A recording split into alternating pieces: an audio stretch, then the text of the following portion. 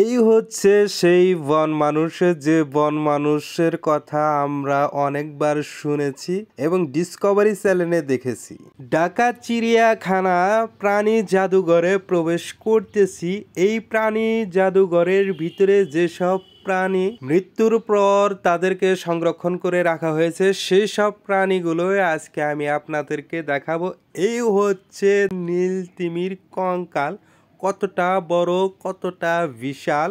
এই নীল তিমির কঙ্কালটি 70 ফিট। প্রাণী জাদুঘরের সামনে দুই পাশে দুইটি এ ধরনের নীল তিমি মাছের কঙ্কাল রাখা হয়েছে। সর্বপ্রথম আপনারা এই কঙ্কাল দেখে তারপরে আপনারা এই জাদুঘরের ভিতরে প্রবেশ করবেন। আমি এখন প্রাণী জাদুঘরের ভিতরে প্রবেশ করতেছি।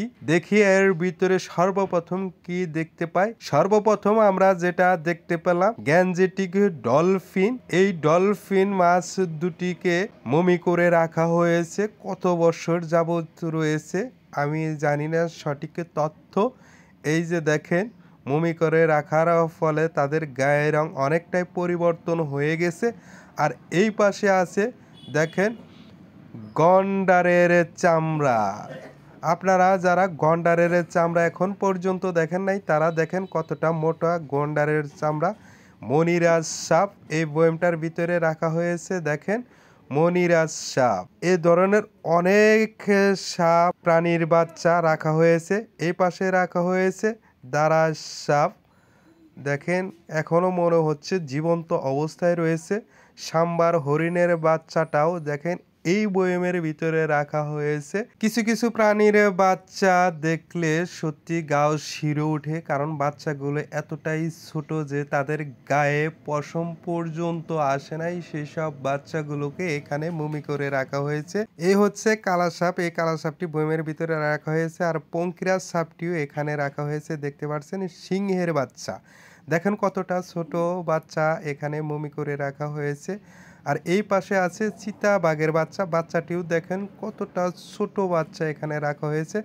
সাম্বার হরিণের বাচ্চাটিও দেখেন সযত্নে রাখা হয়েছে। অস্কার ফিশ মাছ আপনারা যারা দেখেন নাই তারা দেখেন অস্কার ফিশ মাছ। সামুদ্রিক সিটিপিন পোনা এখানে রাখা হয়েছে। সিংহের বাচ্চা দেখেন সিংহের বাচ্চাটিও কতটা ছোট এবং কতটা কিউট লাগতেছে বাচ্চাটিকে।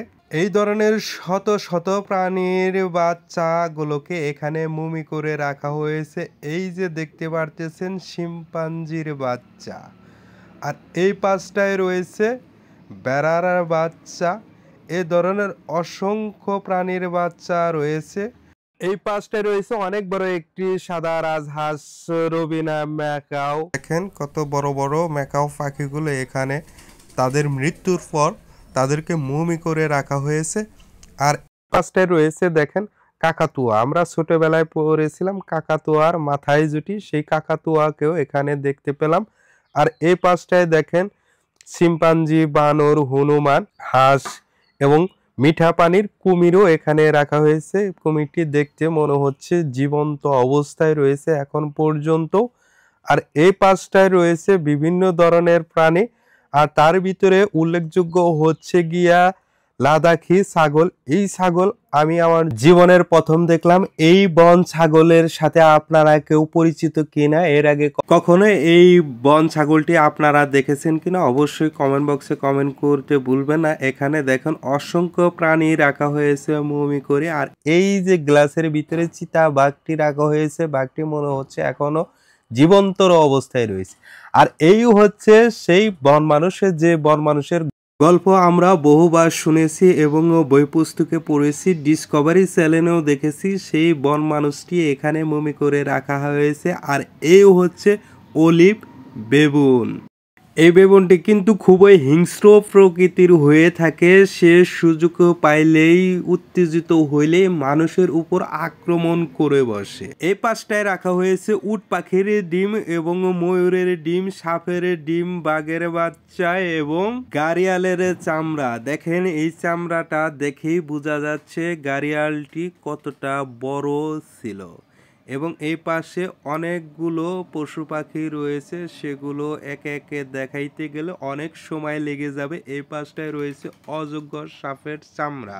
চামড়াটিও দেখেন কতটা বড় এবং বিশাল। এই পাশেও দেখেন অসংখ্য প্রাণীর বাচ্চা রয়েছে, সবগুলো একে একে দেখানো সম্ভব না, যেহেতু টাইম খুবই কম, সে কারণে আমি ভিডিওটি শেষ করতে যাচ্ছি। এই পাশে দেখেন বাঘ এবং শিম্পাঞ্জি, উট, এ ধরনের অনেকগুলো প্রাণী রয়েছে। এই পাশটায় রয়েছে জিরাফ, আর এই পাশটায় সর্বশেষে রাখা হয়েছে সামুদ্রিক কচ্ছপ।